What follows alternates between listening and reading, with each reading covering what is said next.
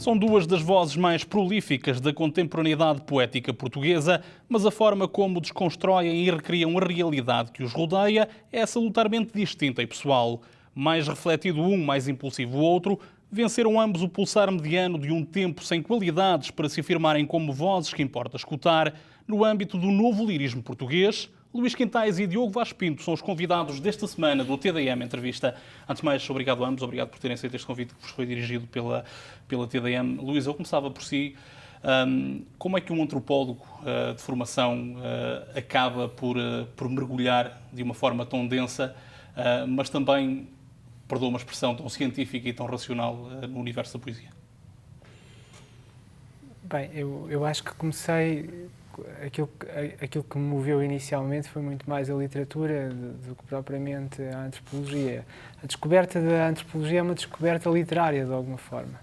Ou seja, eu interesso-me por literatura desde sempre e há um momento em que descubro que alguns antropólogos são grandes escritores.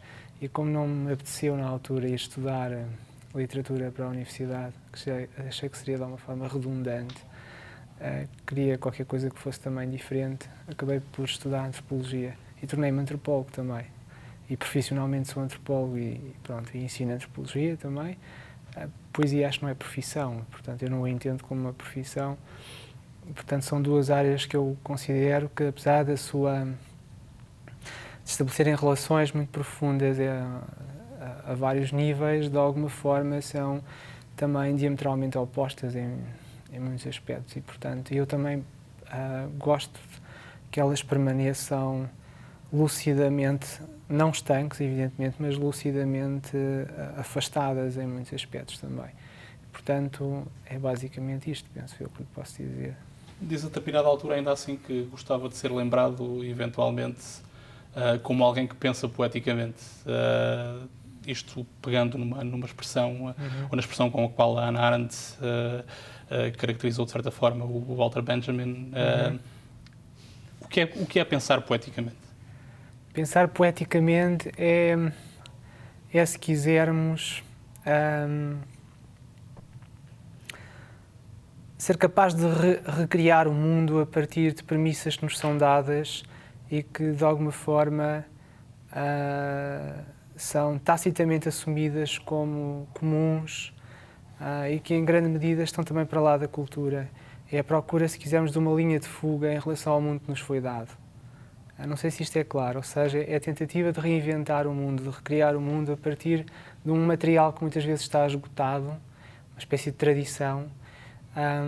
E, portanto, recriar poeticamente o mundo poderá ser entendido em sentido lato também como recriar, criar um mundo novo. O Make It New, por exemplo, do Ezra Pound, a ideia de criar uma espécie de descontinuidade com uma tradição, sem deixar de amar essa tradição, sem deixar de nos alimentarmos nessa tradição, a possibilidade de respirar de novo, não é? Não ficarmos presos ao património, não ficarmos presos a uma tradição, etc. E, portanto, pensar poeticamente é procurar essa abertura, não é?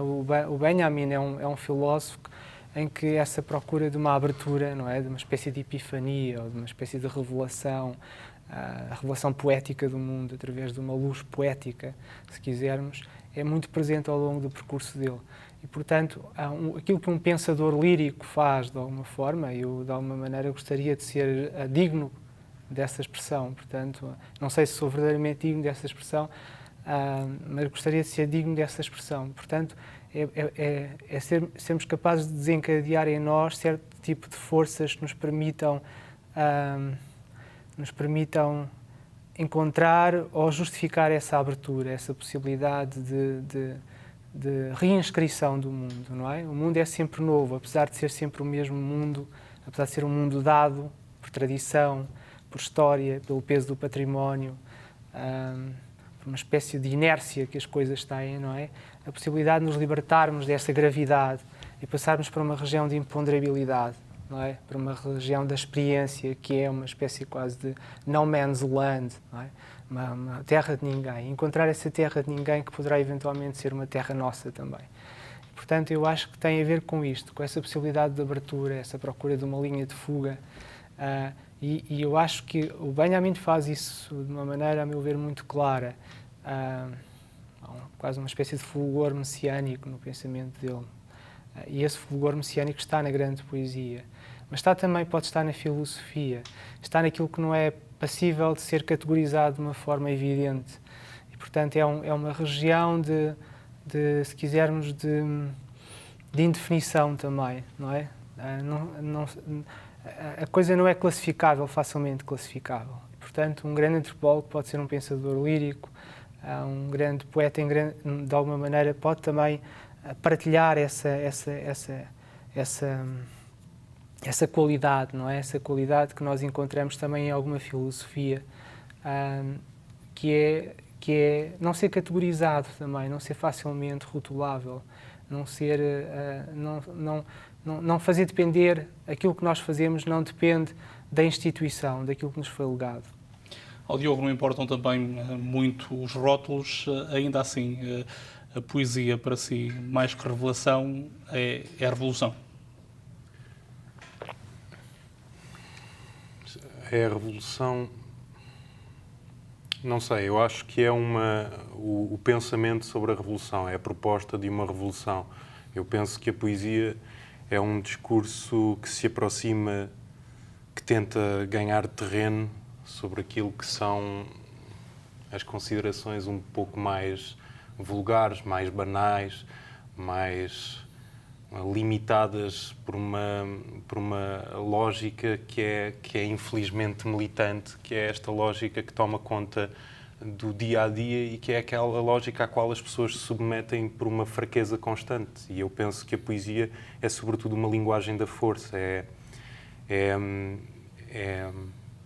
aquilo que é a escola que se faz para tornar as palavras lúcidas ao ponto delas dizerem a realidade de uma forma nova, ou seja, revigorar a realidade e não se ficarem meramente por uma espécie de negócio com a realidade, ou seja, tentar impor condições mínimas à realidade, contratualizar ali qualquer coisa de aceitável. Acho que é passar para lá do aceitável e começar a propor algo de aventura, algo que seja que se alce por cima das dinâmicas mais comuns da vida. Acho que, aliás, o que a poesia começa por fazer é distinguir os homens, distinguir no sentido em que a maioria dos homens são miseráveis, não necessariamente miseráveis pelas condições de vida em que vivem, embora a maioria dos homens comecem por ser miseráveis por viverem em condições indignas, de pobreza, de falta de liberdade para pensarem sequer em algo mais construtivo para a sua liberdade criativa.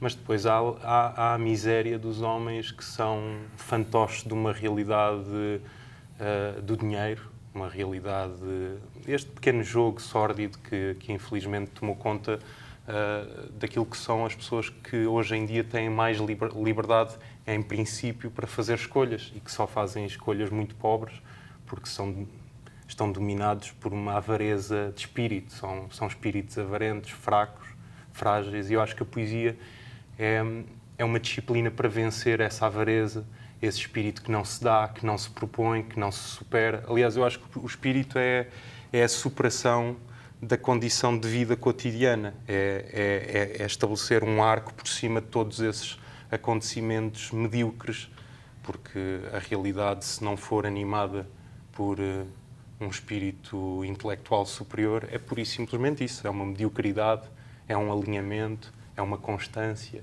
é a fragilidade, e depois parece-me que as sociedades hoje, mesmo as mais ricas, são sobretudo uma feira, um espetáculozinho da insensibilidade, da parvoíce. Esta banalização dos discursos que prevalecem, o discurso político, por exemplo, mesmo o discurso jornalístico, estendeu-se também àquilo que é o setor editorial. Eu pergunto isto porque a poesia parece ser cada vez mais uma entidade à parte, parece ser cada vez mais, digamos, como que um ente maltratado, como algo subjugado. Não é fácil para jovens poetas, o Luís já com mais de uma década e meia de publicação, mas no seu caso é fácil afirmar-se vencer este tipo de contingências?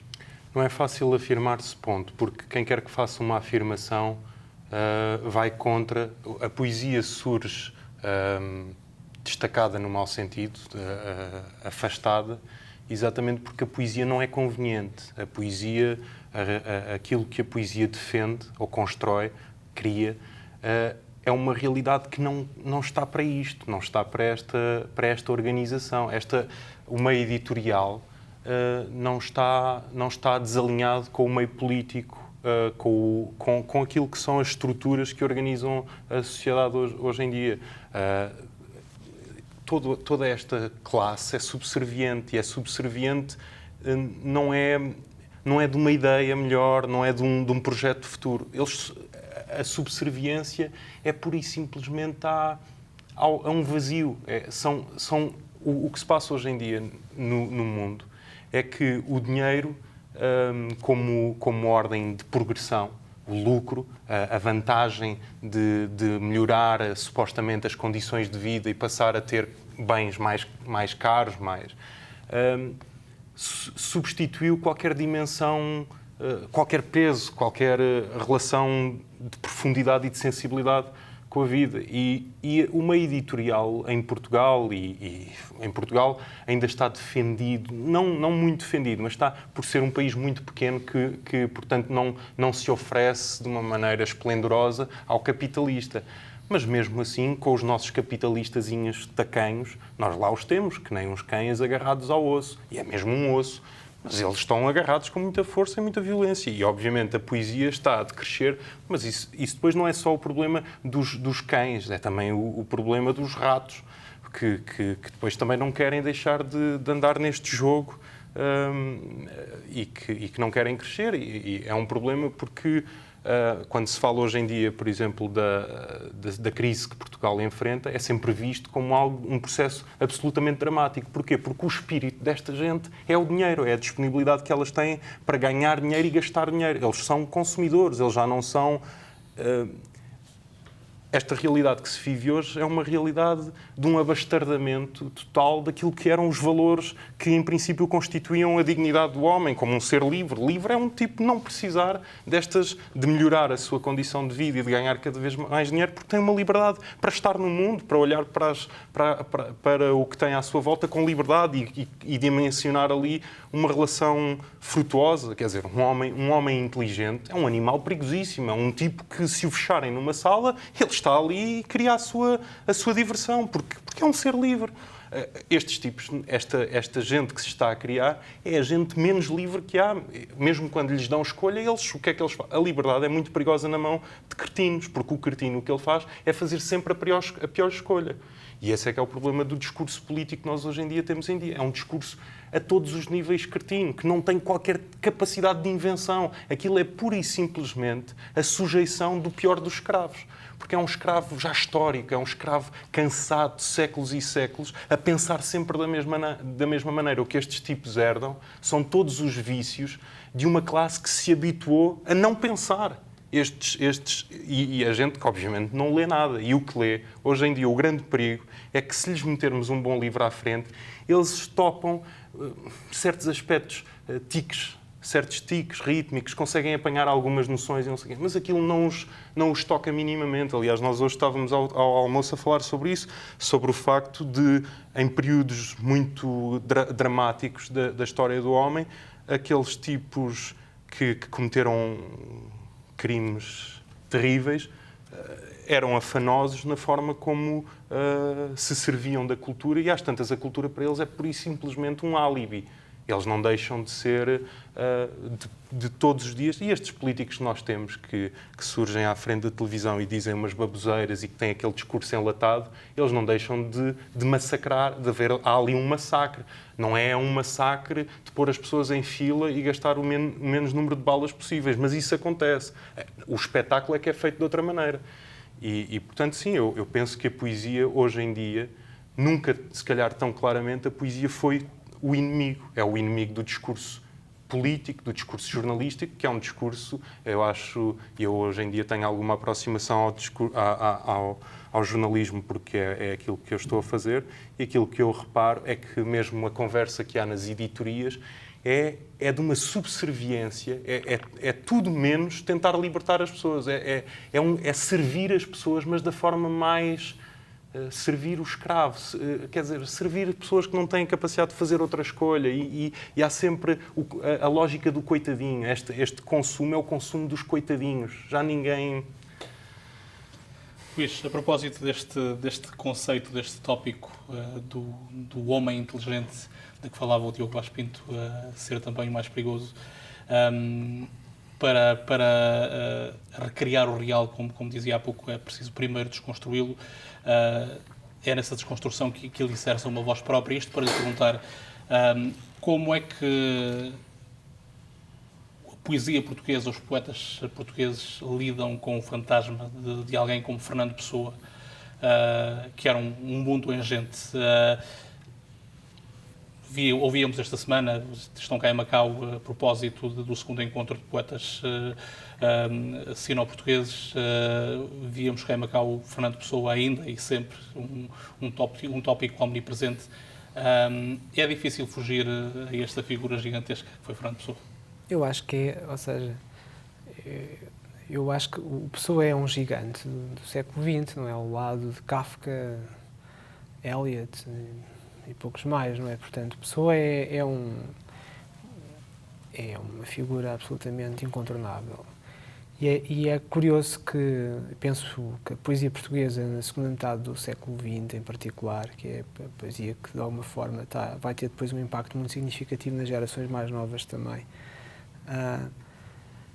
em grande medida é uma resposta, ou poderá ser entendida como uma resposta em relação à figura tutelar do Pessoa. Isso parece-me evidente também. Portanto, uma parte muito significativa dos grandes poetas portugueses, por exemplo, da segunda metade do século XX, ou alguns muito influentes, de facto, escrevem contra a Pessoa, escrevem procurando justamente encontrar um caminho que seja, sendo uma resposta, é outra coisa já. E há muitos que de alguma forma o conseguiram fazer também, mas é evidente que essa sombra tutelar do Pessoa não é fácil de esconjurar.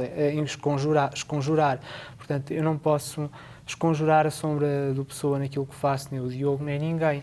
Agora, é também improvável que nós devemos, de facto, todos nós temos de procurar essa linha de fuga, não é? É preciso fugir ao Pessoa, claramente, também. Mas penso que esse trabalho também já foi feito por gerações anteriores e, portanto, a minha relação com o Pessoa é uma relação provavelmente até mais pacífica, e a do Diogo, se calhar, ainda mais com a figura do Pessoa. Há muito poucos poetas verdadeiramente pessoanos depois do Pessoa, num certo sentido. Estou-me a lembrar, temos falado muito do Manuel António Pina, e se calhar é um dos poetas em que o eco do Pessoa é trabalhado de uma forma mais consistente e mais singular. Mas o Pessoa é o Pessoa, e, portanto, o Pessoa não pode ser... O Pessoa tem uma inscrição profunda naquilo que nós fazemos. É um dos nossos mestres, seguramente. O Pessoa também teve mestres. É bom ter mestres.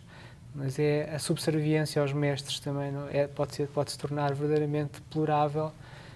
Podemos nos tornar prosélitos menores.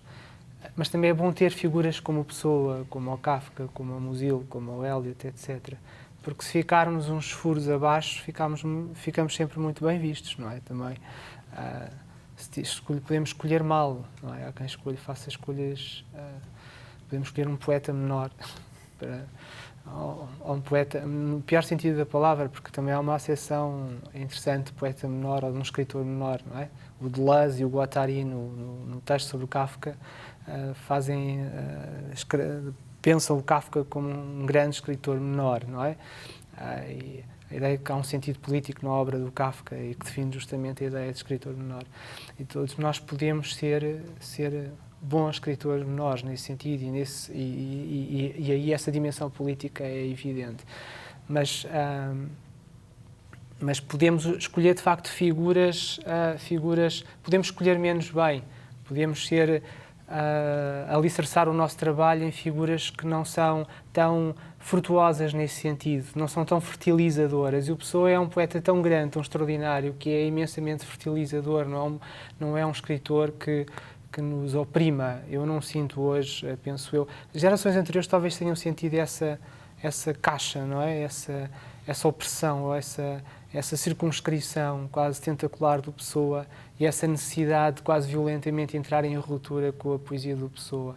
Eu acho que eu não sinto isso e quase que vou jurar que o Diogo muito menos. Isso é uma coisa que está completamente desconjurada na poesia do Diogo, de certeza. Portanto, Diogo, despedia-me com uma última questão, não neste sentido, mas a linha de fuga de que o Luís falava, para o Diogo, para a Ana Antunes e para o David Teles, foi a criatura. Foi uma forma de procurar novas vozes, novos caminhos. Foi algo que nos surgiu como muito fácil, porque às vezes no abandono de um determinado espaço é fácil conquistar posições, e o que aconteceu foi que, apesar de haver alguns projetos de poesia e vozes interessantes e projetos admiráveis,